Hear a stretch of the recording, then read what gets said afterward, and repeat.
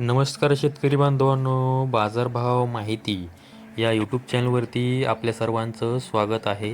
जर तुम्ही आपल्या बाजारभाव माहिती या यूट्यूब चॅनलवरती पहिल्यांदा आला असाल तर आपल्या यूट्यूब चॅनलला सबस्क्राईब करून ठेवा, जेणेकरून बाजारभावाविषयक माहिती तुम्हाला यूट्यूबच्या माध्यमातून मिळत राहील.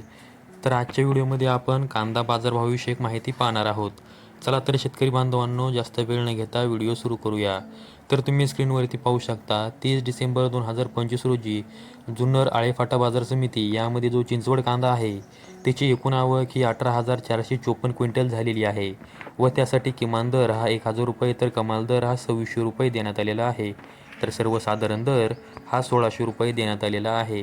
त्यानंतर पुढील बाजार समिती आहे सोलापूर बाजार समिती. त्यामध्ये जो लाल कांदा आहे त्याची एकूण आवक ही 50,586 क्विंटल झालेली आहे व त्यासाठी किमान दर हा 100 रुपये तर कमाल दर हा 2800 रुपये देण्यात आलेला आहे. तर सर्वसाधारण दर हा 1100 रुपये देण्यात आलेला आहे. त्यानंतर पुढील बाजार समिती आहे लासलगाव बाजार समिती.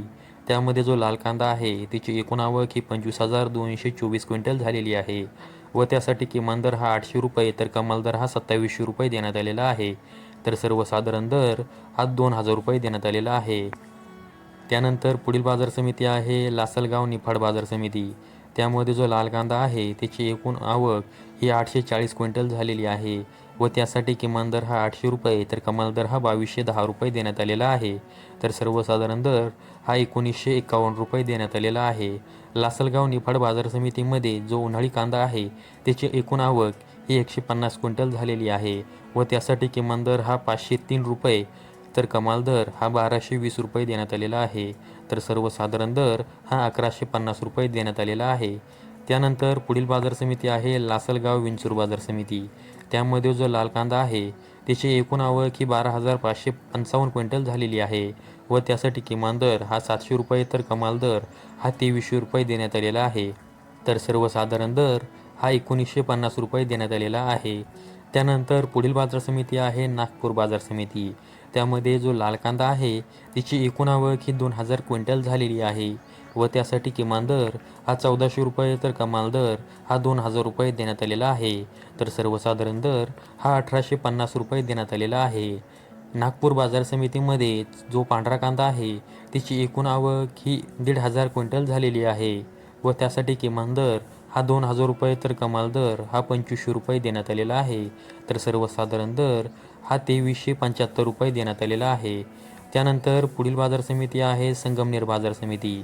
त्यामध्ये जो लाल कांदा आहे त्याची एकूण आवक ही 13,140 क्विंटल झालेली आहे व त्यासाठी किमान दर हा 2,000 रुपये तर कमाल दर हा 2,511 रुपये देण्यात आलेला आहे.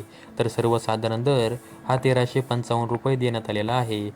संगमनेर बाजार समितीमध्ये जो उन्हाळी कांदा आहे त्याची एकूण आवक ही 703 क्विंटल झालेली आहे व त्यासाठी किमान दर हा 2 आहे तर कमाल दर हा 1,951 रुपये देण्यात आलेला आहे.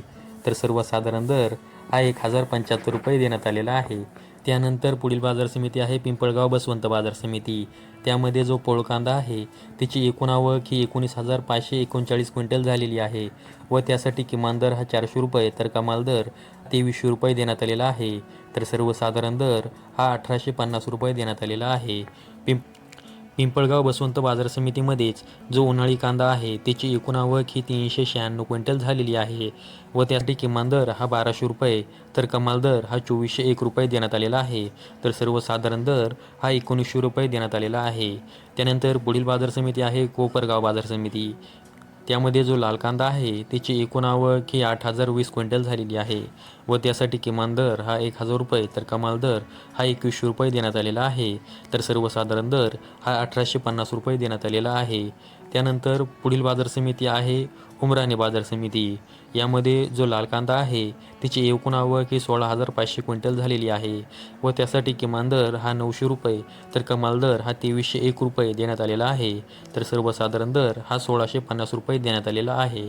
त्यानंतर पुढील बाजार समिती आहे मुंबई कांदा बटाटा मार्केट. यामध्ये जी एकूण कांद्याची आवक झालेली आहे ती 9,488 क्विंटल झालेली आहे व त्यासाठी किमान दर हा 1,000 रुपये तर कमाल दर हा 2,600 रुपये देण्यात आलेला आहे. तर सर्वसाधारण दर 1,800 रुपये देण्यात आलेला आहे.